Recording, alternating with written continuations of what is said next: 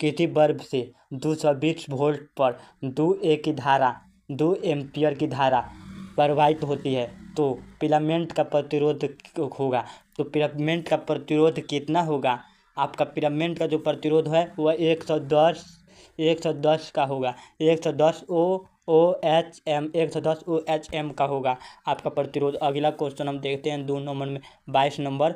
यानी इसमें क्या कह रहा है? इसमें कह रहा है कि बैटरी से किस प्रकार से धारा प्रवाहित होती है। मतलब बैटरी के किस प्रकार से धारा क्या होती है? प्रवाहित होती है। तो धारा प्रवाहित डीसी में होती है। क्या चीज़ में होती है? डीसी। यानी डीसी से धारा प्रवाहित होती है। अगला क्वेश्चन हम देखते हैं। अगला क्वेश्चन में क्या कह रहा है? अगला क्वेश्चन में कह रहा है कि एम्पियर की विद्युत परिपथ कैसे जोड़ा जाता है? एम्पियर आमीटर को विद्युत परिपथ में कैसे जोड़ा जाता है? तो आमीटर को विद्युत परिपथ में जोड़ने के लिए क्या करना पड़ेगा? सेंटीक्रम यानी ए सही है। सेंटीक्रम यानी इसका ए सही होगा। सेंटीक्रम यानी श्रेणीक्रम।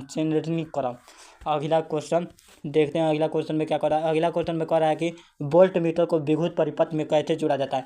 वोल्ट मीटर को विद्युत परिपथ में कैसे जोड़ा जाता है? तो देखिए इसमें दिया है क्या चीज़? श्रेणीक्रम, समानांतर क्रम, ए और बी दोनों, इनमें से कोई नहीं। तो ये आप लोग को बताना है कि इसका आंसर क्या होगा। अगला क्वेश्चन हम देखते हैं। अगला क्वेश्चन में क्या दिया है? अगला क्वेश्चन में दिया है कि विभवांतर मापने वाले यंग तंत्र को कहा जाता है। विभवांतर मापने वाले यंग तंत्र को कहा जाता है। क्या कहा जाता है? तो वोल्ट मीटर। विभवांतर मापने वालों को वोल्ट मीटर कहा जाता है।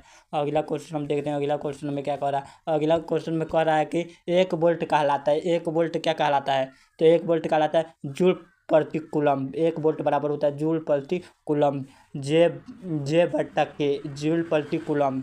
यानी अगला क्वेश्चन हम देखते हैं। अगला क्वेश्चन में क्या कह रहा है? कह रहा है अगला क्वेश्चन में कि 1 किलोमीटर घंटा मात्रक है। किलोमीटर घंटा किसका मात्रक है? तो किलोमीटर घंटा विद्युत ऊर्जा का मात्रक है। विद्युत ऊर्जा का क्या है? मात्रक है। विद्युत ऊर्जा का मात्रक है। अगला क्वेश्चन हम देखते हैं। अगला क्वेश्चन में क्या कह रहा है? अगला क्वेश्चन में कह रहा है कि विद्युत हीटर की कुंडली में किसका प्रयोग होता है? विद्युत हीटर की कुंडली में किसका प्रयोग होता है? तो विद्युत हीटर की कुंडली में प्रयोग नाइट्रोजन का होता है। एक नाइक्रोम